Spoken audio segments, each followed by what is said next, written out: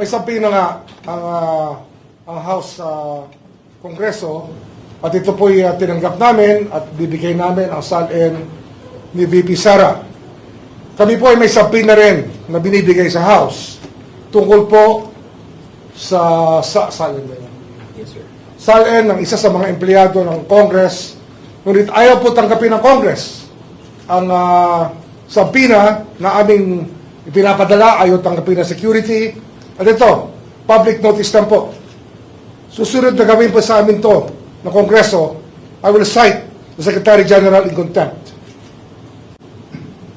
At hindi ko may papayag na baliwalain nila ang Office of the Ombudsman.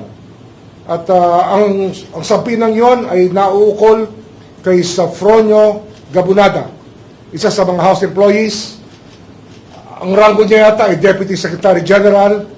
At ito po ay tungkol sa mga plunder cases din na aming hinahanda sa mga congressman na kinauukulan.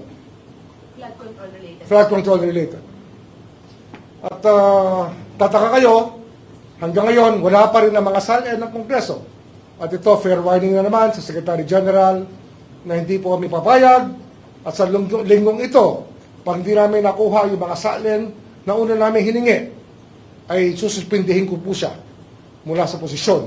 Magkasubukan na po ang ating legal system kung ito po ang kinakailangan.